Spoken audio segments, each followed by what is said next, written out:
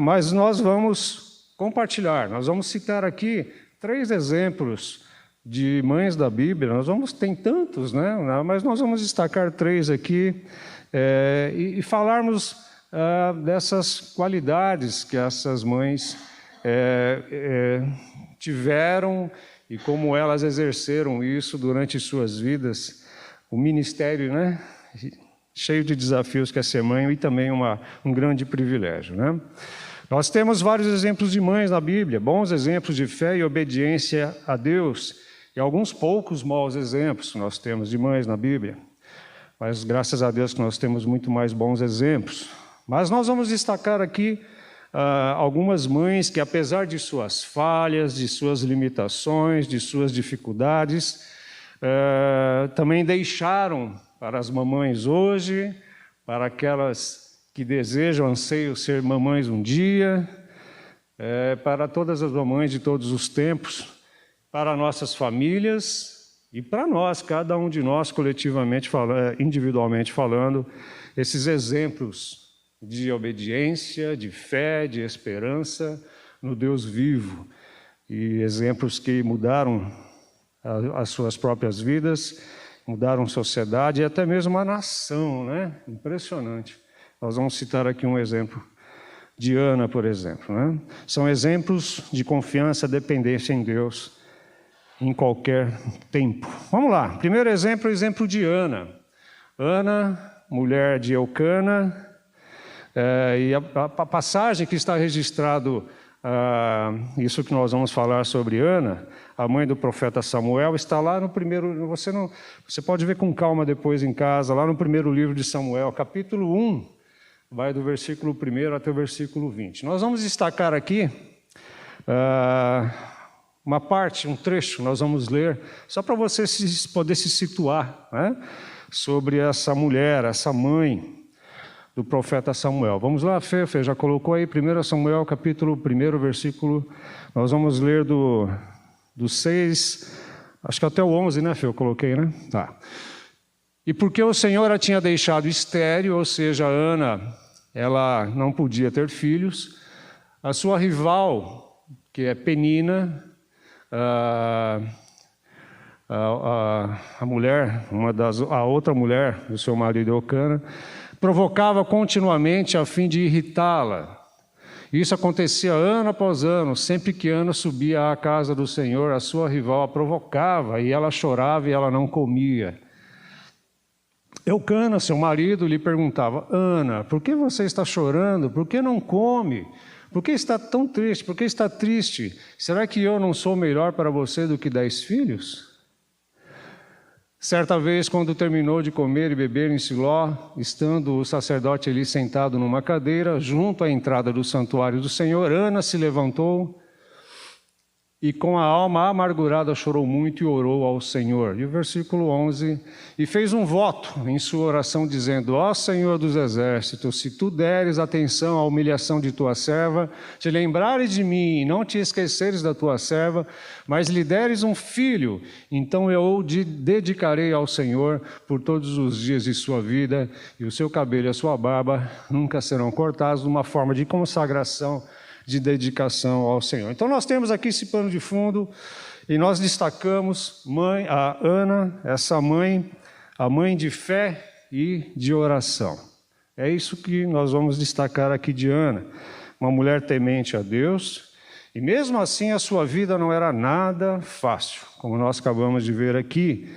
Ela não podia ter filhos, era estéril, e por isso constantemente ela era humilhada pela sua rival Penina, que a irritava e a fazia chorar. Interessante que seu marido chegou até uma certa feita, um certo momento, e ele amava muito Ana, chegou até a aconselhar Ana a se conformar com essa questão de não ter filhos, né? Ana, será que eu não sou melhor para você do que 10 filhos, né? Ana, se aquieta, calma, para com isso, né? Muda o disco, né? Começa a orar por outras coisas.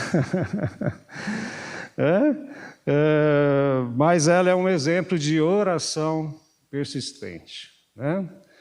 uma mãe, assim como muitas mamães, que oram persistentemente.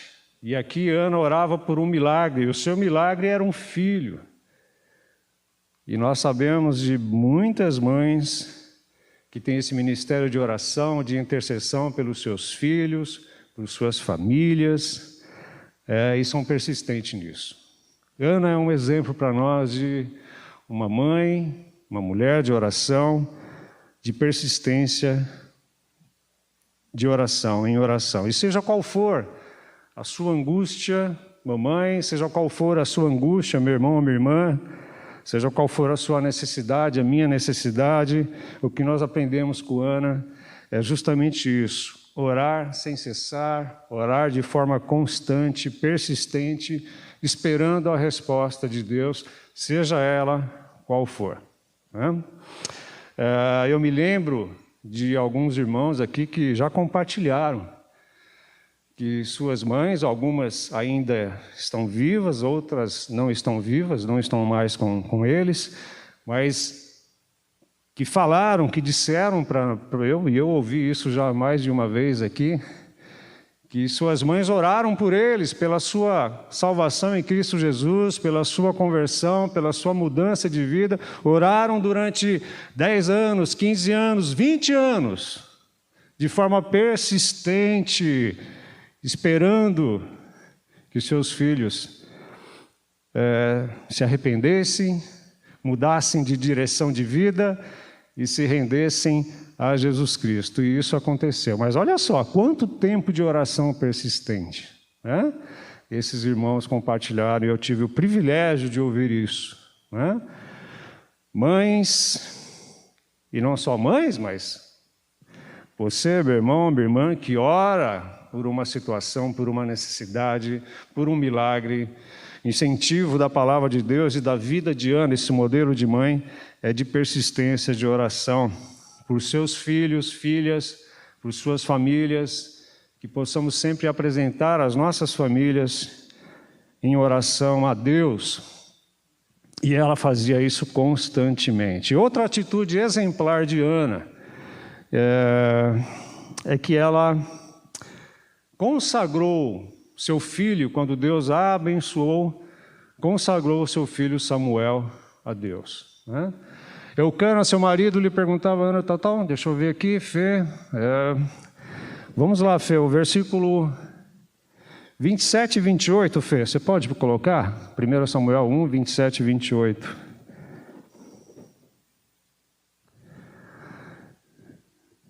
Era este menino que eu pedia, e o Senhor concedeu-me o pedido. Olha aí a resposta de oração, especificamente falando de Ana aqui.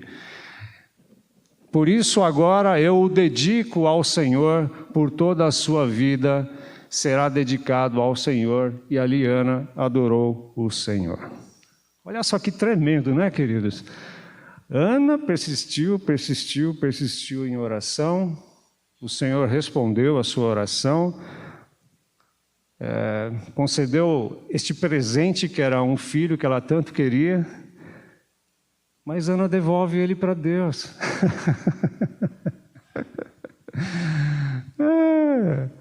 Ana não mudou de atitude, de decisão, uma decisão que ela já havia feito lá atrás. Se o Senhor me der um filho, eu o consagrarei, eu o dedicarei ao Senhor. Ele será seu, para os seus planos, os seus propósitos, conforme o pastor Jackson falou aqui, que Deus tem um plano para cada um de nós, e amém, e tem mesmo. Ana falou: se o Senhor me der, eu o devolvo ao Senhor. Ai, eu fico pensando, né? O Senhor me deu, agora ele é meu, né? Obrigado, Deus, fui, tchau. Não, Senhor, eu consagro. Essa atitude exemplar de Ana, a consagração de seu tão esperado e amado filho, a consagração dele a Deus, Samuel. Ela sabia que Samuel, antes de ser o seu filho, ele era de Deus, ele pertencia a Deus, aos seus planos, aos seus propósitos. Deus concedeu a Ana esse presente, alegrou muito Ana, ela adorou o Senhor quando recebeu esse presente. Ela não apresentou Samuel como um troféu por causa da sua fé exemplar. Olha só o que minha fé fez, olha só, Deus atendeu meu pedido porque minha fé é tremenda, espetacular. Ela não ofereceu Samuel como um troféu, não, ela devolveu Samuel para o Senhor.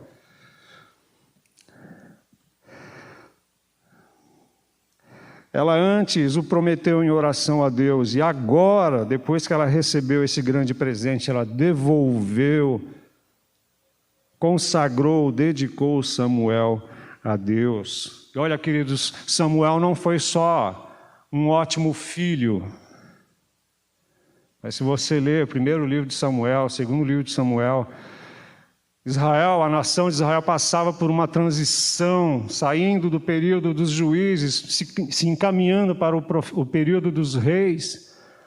Era um período de declínio na nação de Israel, declínio político, declínio espiritual, a coisa estava feia. E esse filho de Ana, Samuel, não só foi um grande filho, um ótimo filho, mas ele foi um grande homem, ele foi um grande profeta, ele foi um grande sacerdote, ele foi um grande juiz, o maior de sua geração. Samuel, fruto de oração, persistência. O mundo precisa de mães cada vez mais que ousem, tenham a coragem de consagrar seus filhos a Deus. Para os grandes projetos de Deus, para os grandes propósitos de Deus, seja onde for que os seus filhos estejam, seja onde for e fazendo o trabalho que for. Senhor, que onde o meu filho ou filha estiver,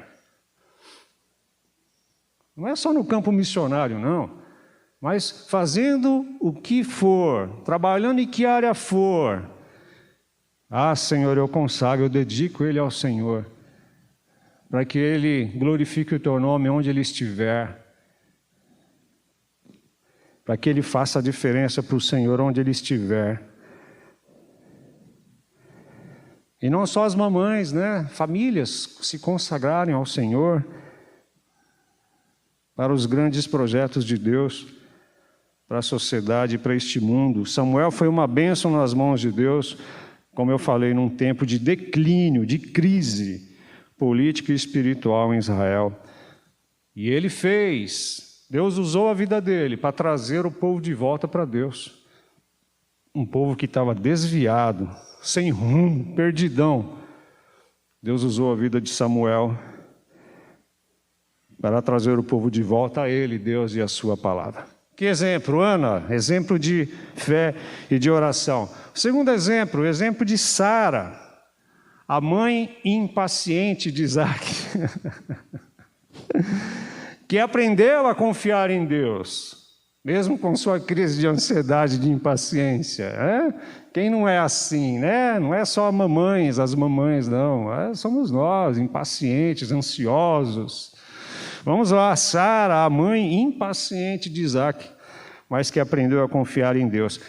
E esse relato da vida de Sara, meu Deus, como a hora passa. Esse relato começa no capítulo 12 de Gênesis, vai até o 21, o contexto todo da vida de Abraão, de Sara, enfim. Né? Começa no capítulo 12, vai até o 21. Mas vamos ler aqui alguns trechos de Gênesis, onde nós temos registrado a promessa de Deus a Abraão, a aliança de Deus com Abraão e seus descendentes. Já começa no capítulo 12 de Gênesis, vamos lá, olha, então o Senhor disse a Abrão, na época, no começo Abrão, né? Depois Deus mudou o seu nome para Abraão, pai de muitas nações, né? Saia da sua terra, do meio dos seus parentes e da casa de seu pai, e vá para a terra que eu lhe mostrarei. Farei de você um grande povo e o abençoarei, tornarei famoso o seu nome e você será uma bênção.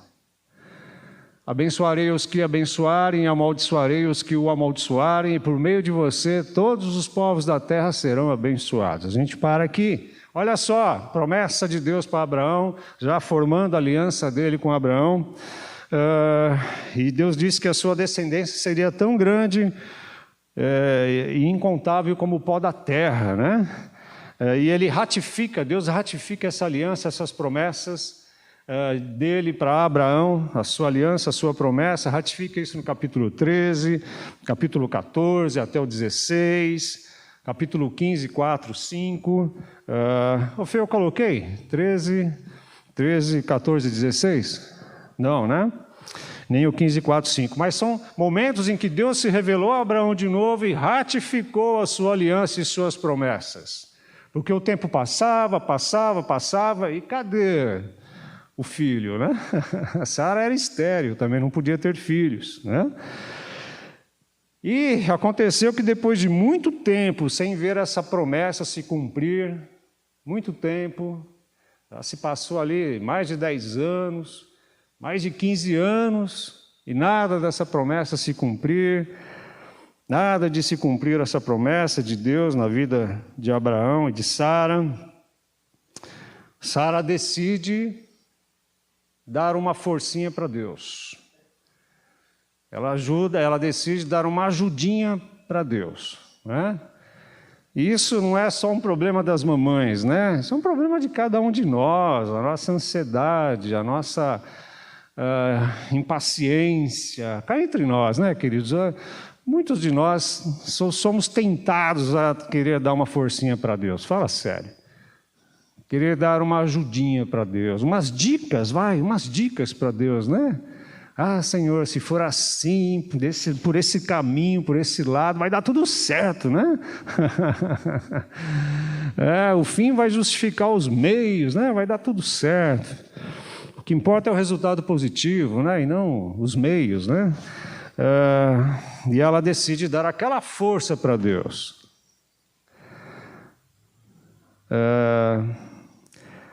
Sara estava preocupada, impaciente, ansiosa, porque na cultura daquela época, uma mulher, a esterilidade feminina era um grande problema para a sociedade, para as famílias, né? E ela se antecipa e se precipita e dá uma sugestão para Abraão. Vamos lá. Ô Fê, Gênesis 16, 1, 3, né? Ora, Sarai, mulher de Abraão, não lhe dera nenhum filho, como tinha uma serva egípcia chamada Agar. Disse Sara a Abraão: já que o Senhor me impediu de ter filhos, parece que ele se esqueceu de nós, das suas promessas, né? Possua a minha serva, talvez eu possa formar família por meio dela. Abraão então atendeu a proposta de Sarai. Quando isso aconteceu, já fazia 10 anos que Abraão, seu marido, vivia em Canaã, e foi nessa ocasião em que Sarai, sua mulher, lhe entregou a sua serva egípcia Agar. Essa foi a forcinha que Sarai, né, deu para Deus. O que vocês acham? Da hora, né? Ideia maravilhosa. Um atalho tremendo, né? Abraão parece que não demorou muito para cumprir uma atitude precipitada como nós vimos aqui. Como consequência, ela teve muitos problemas de relacionamento com Agar, a sua serva, e com seu próprio marido Abraão. Vamos ver lá Gênesis 16, 4, 6. Olha só o desdobramento disso. Ele possuiu Agar e ela engravidou, e quando se viu grávida, começou a olhar com desprezo para a sua senhora, para Sarai. A Bíblia não registra como, né? Mas eu fico imaginando, ela tirava um sarro, talvez, né? Caçoava de Sarai. Então Sarai disse a Abraão: caia sobre você a afronta que venho sofrendo, coloquei minha serva em seus braços, e agora que ela sabe que engravidou, ela me despreza-me, que o Senhor seja o juiz entre mim e você. E aí a confusão começou. Respondeu Abraão a Sarai: sua serva está em suas mãos, faça com ela o que você achar melhor. Então Sarai tanto maltratou Agar que ela acabou fugindo. Olha que confusão, que celeuma na família, nos relacionamentos, por conta desses atalhos, dessa ajudinha que Sarai tentou dar para Deus, né? Mas nesse relato da vida de Sara, vemos que a ansiedade, neste caso a ansiedade pela espera de um filho, pode trazer consequências desagradáveis, seja qual for a área à espera de um filho, seja qual for a área de nossas vidas, né? E aqui Sara deixa esse exemplo. Não é um bom exemplo, mas é um exemplo que nos ensina. Seja qual for a área, à espera de um filho, uma mudança de emprego, uma mudança de casa, a compra de algo, alguma coisa, uma propriedade, eu não sei, há uma decisão importante a ser tomada, a impaciência, a ansiedade pode nos levar a tomar atitudes precipitadas, e isso pode tirar a nossa paz, pode tirar a paz da nossa família, e isso não é bom, vai trazer conflitos, como eu já falei, vai tirar a nossa paz, vai trazer rupturas nos relacionamentos, tudo por conta de uma atitude precipitada. E esse é o exemplo negativo, mas instrutivo que Sara deixa para nós aqui, nesse contexto, né? Atitudes precipitadas que não estão de acordo com a palavra de Deus podem nos tirar a paz, trazer conflitos familiares e conflitos em outros relacionamentos. Deus não precisa da nossa ajudinha para realizar os seus planos e propósitos em nossas vidas, né? Ele quer sim que tomemos decisões, agimos com responsabilidade, segundo as orientações e os princípios da palavra de Deus. Isso é o que Ele espera de mim e de você, né? Mas não tomarmos atalhos, né? Dar uma forcinha para Ele, isso pode trazer alguns problemas para nós, né? Quando nós optamos pelos atalhos em nossas vidas, nós teremos essas dificuldades, e nós precisamos esperar em Deus e seguir obedientes à sua palavra, e assim é uma oportunidade que Deus nos dá de desfrutarmos da sua graça e dependermos dele. Sara aprendeu com isso. Apesar da sua impaciência, ela aprendeu com isso, e a forma onde nós vemos isso, que ela reconheceu, se arrependeu e aprendeu, foi o que ela disse lá em Gênesis capítulo 21, versículos 6 e 7. Eu não pedi para o Fernão colocar, eu não passei para ele esse versículo, mas eu vou ler aqui. Gênesis 21, 6 e 7, ela faz uma declaração alegre, feliz, depois que Isaac nasceu. Ela reconhece a fidelidade de Deus e a sua soberania, né? Ela diz assim: e Sara disse: Deus me encheu de riso, apesar da minha mancada, apesar da minha precipitação, apesar do meu pecado, né? Eu me arrependi, reconheci o que eu fiz, e Ele respondeu a minha oração, e Ele me encheu de alegria. Claro que Deus respondeu a sua oração, porque Deus já tinha feito essa promessa para a vida dela e para a vida de Abraão. Ele me encheu de riso, tamanha alegria de Sara por ter recebido o seu filho, tão esperado filho. E todos os que souberem dirão comigo, e acrescentou: quem diria a Abraão que Sara amamentaria filhos? Contudo, eu lhe dei um filho na minha velhice. E a Bíblia diz que Sara tinha 90 anos quando Deus operou esse milagre. Abraão tinha 100 anos quando Deus operou este milagre. Então, segundo exemplo aqui de mamãe, que é um exemplo para todos nós, para as mamães de hoje, para as nossas queridas irmãs, meninas que aspiram a ser mamãe um dia, para as nossas famílias, para cada um de nós, exemplo de que a impaciência, precisamos tomar cuidado com a nossa ansiedade, impaciência, porque ela pode nos levar a tomar alguns atalhos que não vão ser bons para nós e para a nossa família, mas o exemplo de uma mãe também, que aprende com isso, se arrepende e reconhece que Deus tem planos e propósitos para cada um de nós.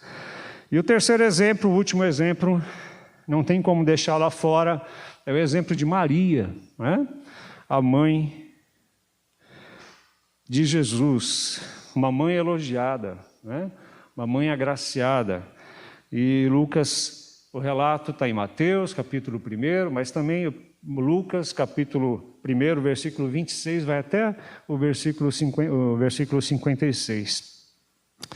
Maria, uma mãe elogiada. Eu vou ler aqui, Lucas, capítulo 1, versículo 28 até o 33, pano de fundo aí para a gente nos conectar a essa passagem bíblica. O anjo, aproximando-se dela, Maria, disse: alegre-se, agraciada, o Senhor está com você.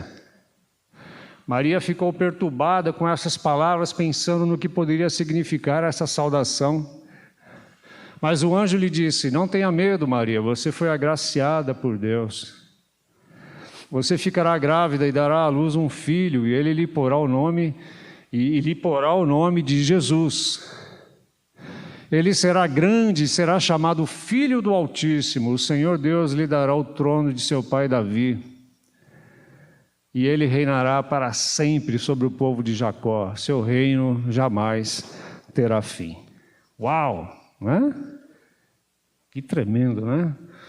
Pensa bem, um anjo do Senhor aparecendo para uma jovem, humilde, simples, né? E faz uma promessa dessa, uma declaração dessa.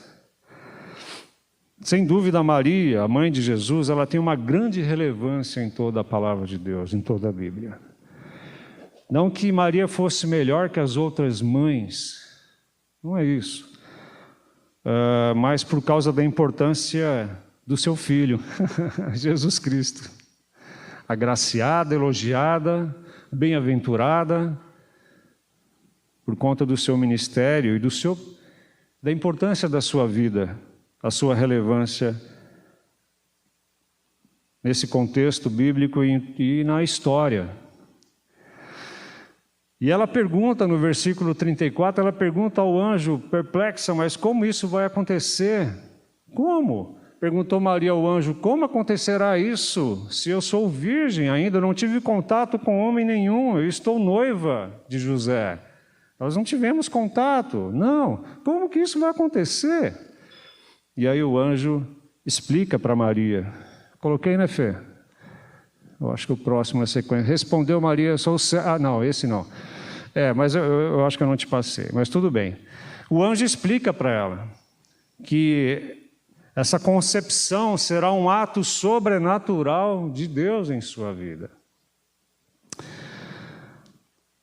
E ela conclui, ouvindo aquilo do anjo, que nada é impossível para Deus, né? O anjo fala para ela e dá uma prova de que isso acontecerá. Ela fala: inclusive Isabel, ela também vai ficar grávida, né? E ela dará à luz a João Batista, né? E aqui Maria chega a essa conclusão, né? De que não há nada impossível para Deus. Nós temos de um lado Isabel, uma idosa estéril que deu à luz a um filho, João Batista. E nós temos do outro lado uma jovem, Maria, que não tinha tido contato nenhum ainda com seu noivo, que ficou grávida e deu à luz a Jesus de forma através de uma concepção milagrosa, sobrenatural da parte de Deus. Que privilégio, que felicidade para Maria poder carregar em seu ventre, né? E depois carregar em seus braços o Filho do Deus Altíssimo. Que privilégio, que graça, que felicidade. Mas mesmo assim, isso não isentou Maria de passar por dificuldades e correr riscos. Maria foi uma mãe que enfrentou muitas dificuldades e correu muitos riscos, apesar de carregar em seu ventre e depois em seus braços o seu Senhor, o Salvador, Jesus Cristo. Isso não isentou ela de perigos e riscos. Nós vamos ver alguns deles aqui.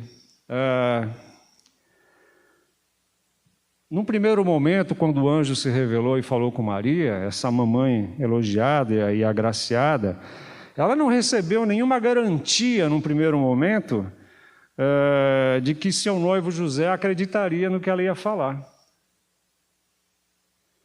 O anjo não falou para ela ali, naquele primeiro momento: Maria, fique em paz, eu vou falar com José também, vou deixar tudo esclarecido, tudo resolvido, fique em paz. Não, ele não falou isso para ela. Ela não tinha naquele primeiro momento nenhuma garantia de que seu noivo José acreditaria no seu relato, entenderia essa concepção sobrenatural de seu filho, né? E mesmo assim ela teve que conversar com José, e teve que lidar com os efeitos dessa conversa, dessa situação. Maria estava disposta a sofrer solidão, estava disposta a sofrer desprezo, caso José decidisse deixá-la. Ela estava disposta. Ela foi, conversou com ele, e José sofreu muito com isso. Mateus capítulo 1, versículo 19, diz que José, um homem justo, honesto, sério, íntegro, temente a Deus também, planejou em sua mente e coração deixá-la secretamente, não expô-la, mas ele sofreu com essa notícia. Ué, como que ela está grávida se nós não tivemos nenhum contato? Como isso? Né? Maria correu esse risco. Maria teve que lidar com essa situação, mas a Maria ela confiou em Deus. Né? Confiou em Deus. Mas depois o anjo, né, apareceu para José e deixou tudo esclarecido. Mas depois, olha só, ela teve que lidar com dificuldades, escolhida, agraciada por Deus, elogiada por Deus, mas não ficou isenta de problemas, de dificuldades nos seus relacionamentos. Né? Outra situação, ela não só correu o risco de ser abandonada pelo seu noivo, como ela correu o risco de ser apedrejada publicamente, porque ali as pessoas poderiam ter entendido que ela tinha adulterado, afinal de contas ela estava noiva de José. E como que ela está grávida? Ela adulterou, então ela seria apedrejada, ela correu esse risco. Ela correu esse risco de ser punida publicamente por apedrejamento, pois esse era o castigo de uma mulher adúltera. Ela já estava comprometida com José. Queridos, e sabe o que a gente destaca aqui também? Que a obediência a Deus. A obediência a Deus traz alguns riscos. Às vezes a obediência a Deus tem alguns preços a ser pagos. O nosso compromisso com Deus muitas vezes nos leva a correr alguns riscos. Como assim? Como isso? Maria correu aqui um grande risco. Olha, talvez o seu compromisso, o meu compromisso com Deus pode causar a nossa boa reputação no nosso ambiente de trabalho, na faculdade, quer seja onde seja. Né? Poderá chegar a ter algum momento em que o nosso compromisso com Deus vai ter que falar mais alto e nós vamos ter que tomar atitudes que podem trazer algum prejuízo para nós. Um aparente prejuízo, né? E eu fico pensando aqui, Maria, uma jovem, noiva, seu amor e seu compromisso com Deus falou tão alto, a sua obediência falou tão alto que ela sabia que poderia correr um risco de ter o seu noivado rompido. Claro que não foi isso que aconteceu. Mas eu fico pensando quantas jovens e quantos jovens um dia terão que tomar uma decisão, se um namoro for um namoro disfuncional, talvez terão que tomar uma atitude por Cristo, seu compromisso com Deus, e deixar o seu namoro. É um risco, não é? E como eu já falei outro exemplo aqui, no trabalho, né? Olha, ou você mente ou você assume a sua fé aí que você está falando que tem. Ué, então eu vou assumir minha fé. Mas você pode correr o risco de perder seu emprego se você não fizer isso, isso e isso. É um risco. A obediência a Deus e sua palavra pode trazer alguns riscos para nós. Mas se nós estivermos que Deus está cuidando de nós, de nossa família, do nosso futuro, nós vamos tomar essas atitudes compromissadas com Deus acima de tudo, nós vamos obedecer. E outros problemas que Maria teve que enfrentar. Olha, Maria teve que percorrer vários quilômetros com José, a pé ou montada num jumento, naquela época, naquele contexto. Vários quilômetros no deserto, ela teve que andar perto da sua gestação, já perto do nascimento de Jesus. Pense bem isso. Né? Mas ela estava lá, firme, obediente a Deus. Ela teve que dar à luz ao seu filho num lugar simples, num lugar que não era tão higiênico e preparado para receber para dar à luz o seu filho. Não tinha proteção e nem a ajuda de uma parteira naquele contexto, só José, seu esposo, estava ao lado dela. Mas ela encarou essa situação, cheia de temor a Deus e obediente à sua palavra. Olha só que mãe, né? Exemplar. Ela teve que atravessar o deserto do Egito, até o Egito, atravessar o deserto com Jesus, o seu filho recém-nascido nos braços, encarando o perigo de salteadores, ladrões, encarando vários perigos por conta de Herodes, que tinha planejado matar as crianças, e Maria foi, junto com José, orientadas por um anjo de Deus a fugirem para o Egito e tiveram que atravessar o deserto com um filho recém-nascido nos braços. Isso está lá em Mateus capítulo 2. Maria, ela educa e cria o seu filho, Jesus, em Nazaré. Nazaré era considerada a periferia das periferias, naquele contexto. Nazaré era considerada o fim do mundo, um lugar desprezível. Um lugar que, segundo alguns, de lá não veria nada de bom. Lembram dessa declaração que está na Bíblia? Nazaré, pode vir algo de bom de lá? Era considerado o fim do mundo, Nazaré, mas foi lá que ela criou e educou Jesus, o seu filho. Um lugar de péssima reputação. Enfim, essa mãe, Maria, ela foi, cá entre nós, uma mãe de muita fibra. De coragem, de fibra, dedicação, de temor a Deus, de obediência à palavra de Deus. Acima de tudo, de muita fibra, mas acima de tudo, de muita submissão a Deus. A tal ponto ela declarar lá em Lucas 1,38. Pode pôr, Fê.